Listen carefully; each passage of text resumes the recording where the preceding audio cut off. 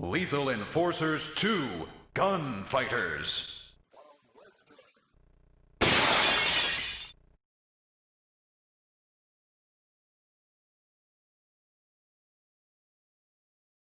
Controls are simple. You shoot, and you reload. To reload, you shoot off the screen. You don't actually need to shoot the spot they indicate on the arcade machine. They probably just put it in because one of the playtesters asked, "Shoot outside the screen? Where?" Yeah, I already used that joke, but whatever. Yep, shoot the bad guys, don't shoot the innocent people.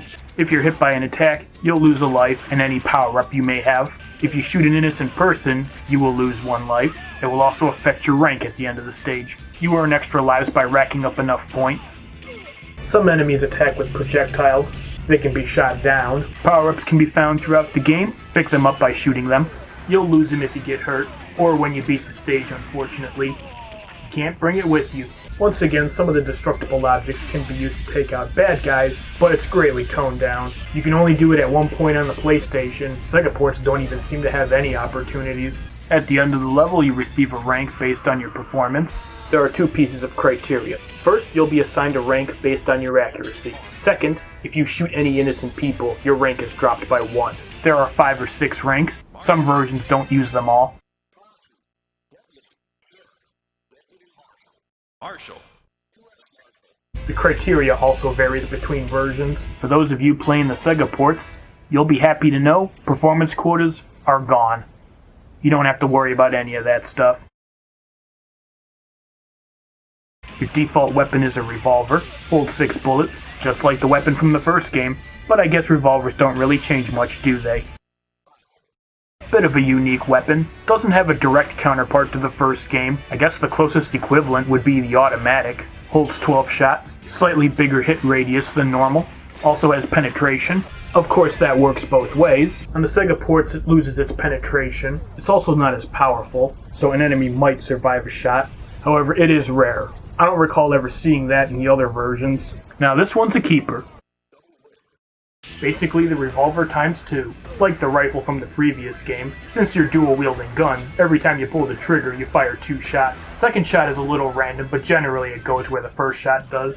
This weapon can be useful if your first shot doesn't kill, although it usually doesn't seem to work out that way. It holds 12 bullets, which equals 6 shots, although the second bullet does mean you have to be careful with civilians or other undesirable outcomes, like accidentally grabbing a power-up. While I haven't bothered to check, I'm pretty certain every pull of the trigger counts as just 1 shot, even though you fire 2 bullets, so you don't have to worry about your accuracy getting tanked. Worth picking up, but nothing special. This is basically the grenade gun. It's got a big hit radius. I don't know if it has penetration, but the blast radius is so big it probably doesn't matter. Obviously it's powerful, however it's got a slower rate of fire. Holds 8 shots, and that is all you get. You can't reload it. On the Sega ports it only holds 7 shots, and it loses the penetration if it had any. I don't know if they nerfed the power, but I've never seen anyone survive a shot. Honestly, it's kinda lame. This is basically the machine gun. It'll fire as long as you hold down the trigger. It holds a whopping 36 bullets, but that is all you get. You cannot reload it. It does seem to fire multiple bullets per press, even though it doesn't count on your ammo supply. On the Sega ports, the capacity is reduced to 24. It's a good weapon, but it has limited mileage. Don't give anything up for it. This is basically the Magnum. It has an even bigger hit radius than the rifle, and it's also pretty powerful. And it has penetration. Bad news is it only holds 5 shots. On the Sega ports, it loses its penetration. I don't know if they nerfed the power, but I've never seen anyone survive a shot. It ain't no rifle, but it's still good.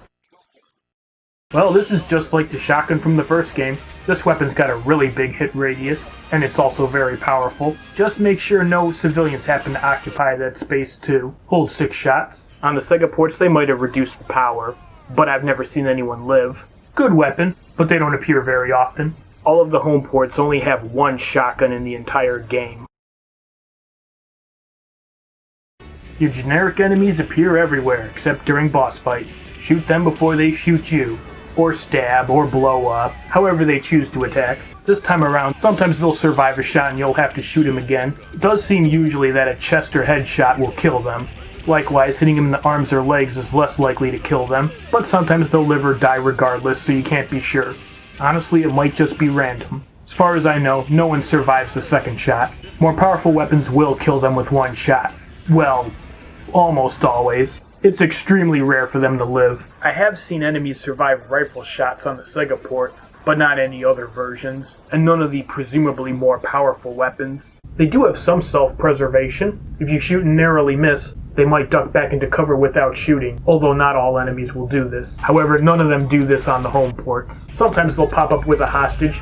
They won't attack, so don't feel like you have to take the shot if you don't want to. They'll just duck back down and reappear later as a normal gunman.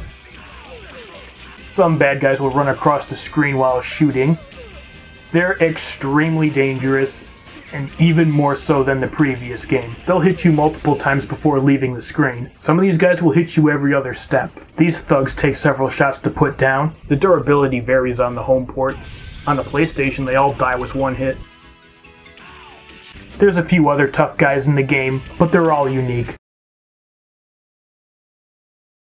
While it is good practice to always keep 2 bullets in your gun at any time, in this game it's a really good idea.